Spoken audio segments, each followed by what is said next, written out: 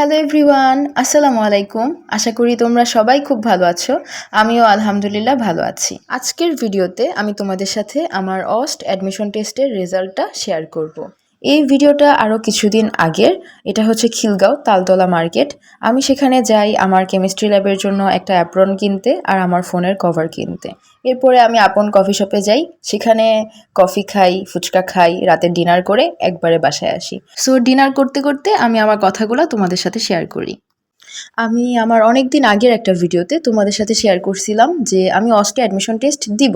So এটা অনেক normal, অনেক সিম্পল। তোমরা আমাকে আস্ক করতেই পারো যে আপু তোমার রেজাল্ট কি। তো তো তখন আমি যতটুকু পড়তাম, যেভাবে পড়তাম সেই ভিডিওগুলোই তোমাদের সাথে শেয়ার করতাম। তো আমি আমার নিজেকে নিয়ে অনেক কনফিউজড ছিলাম যে আমি কি আদৌ চান্স পাবো অস্টে, কারণ এখানে একটু ভালোই কম্পিটিশন হয় আর আমি যেহেতু একদম বিলো অ্যাভারেজ স্টুডেন্ট, তো আমি কি আদৌ পাবো। যদি আমার হাতে একটা ব্যাকআপ থাকতো তাহলে তো আমার আজকে এরকম ভয় পাইতে হইতো না। তো এইসব চিন্তা করতে করতে আমি দেখলাম নেক্সট অ্যাডমিশন টেস্ট ছিল ইস্ট ওয়েস্টে, এরপরে ছিল ব্র্যাকে। বাট আমার তখন এত সময় ছিল না, আমার মাথার মধ্যে শুধু এটা ছিল যে আগে আমার একটা ব্যাকআপ দরকার, যত দ্রুত সম্ভব আমার একটা ব্যাকআপ দরকার। সেই হিসেবে আমি তখন ইস্ট ওয়েস্টের ফর্মটা তুলি, ইস্ট ওয়েস্টে অ্যাডমিশন টেস্ট দিই। আল্লাহ রহমতে আমার প্রথম চয়েস যেটা, সেই সাবজেক্টটি আমি চান্স পাই যাই ত্রিপলিতে।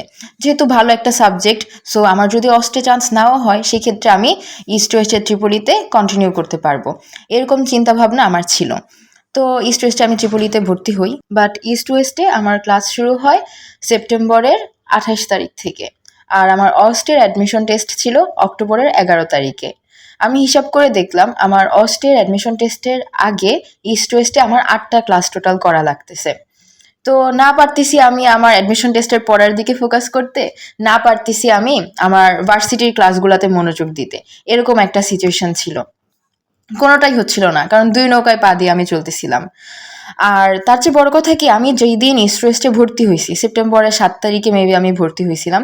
তো ভর্তি হওয়ার পর থেকেই আমার একটা গা ছাড়া ভাব চলে আসছিল আমার মধ্যে যে এক জায়গায় তো হইছি, আর কি পড়বো, হয়েছি তো ত্রিপলিতে ভর্তি হয়েছি, এক জায়গায় তো ভর্তি হয়েছি, ভালো একটা সাবজেক্টে ভর্তি হয়েছি, এত তো টেনশন করার দরকার নেই।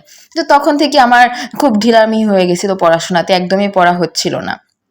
আর ক্লাস শুরু হওয়ার পর থেকে তো আরোই না, লাইক বলা যায় আমি 1 থেকে 2 মাস অস্ট অ্যাডমিশন টেস্টের আগের 1 থেকে 2 মাস, তো অন অ্যান অ্যাভারেজ বলতে পারো যে অ্যাডমিশন টেস্টের আগের 1.5 মাস আমার ঠিকভাবে পড়াই হয় নাই, অস্ট অ্যাডমিশন টেস্টের আগের 1.5 মাস। আর আমি ভাবছিলাম যে আমি হয়তো ইস্ট ওয়েস্টের কাছে কোনো হোস্টেলে থাকবো, কিন্তু এই 1 মাসের জন্য আমি হোস্টেলে উঠবো, আবার জিনিসপত্র নিয়ে পরে আমি আবার অস্টের সময় আবার চেঞ্জ করব, তো এরকম একটা দোটানা ছিল। আর ভার্সিটির খুব কাছেই আমার মামার বাসা, আর যেহেতু মামার বাড়ি রসের হাড়ি, সো আমি খুব বেশি আদর যত্নে ছিলাম।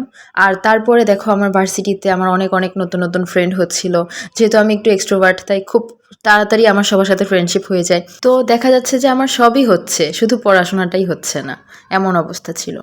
তো এইভাবে করতে করতে পরীক্ষা অনেক আগায় চলে আসে, আর আমার তখনও অনেক পড়া বাকি, আমি কি করব কিচ্ছু বুঝতেছিলাম না। সো 1.5 মাস আমার পড়াশোনা হয় নাই, বাট এর আগে তো আমার পড়া হয়েছিল। সো ওই পড়া প্লাস পরীক্ষার আগে কিছু ক্যালকুলেটর হ্যাক্স দেখে যাওয়া, এই সব মিলাই আমার চান্সটা হয়েছে। আমার অস্ট অ্যাডমিশন টেস্টে র্যাঙ্ক আসছে 917। আলহামদুলিল্লাহ, আমি এখানেই আমার পড়া কন্টিনিউ করব ইনশাল্লাহ। এখন আমার একটু আফসোস লাগে যে আমি যদি আরেকটু ভালো করে পড়তাম তাহলে আমার র্যাঙ্কটা হয়তো আরেকটু সামনের দিকে থাকতো। আসলে আমাদের প্রকৃত সুখটা যে কোথায় আমরা কেউ বলতে পারি না।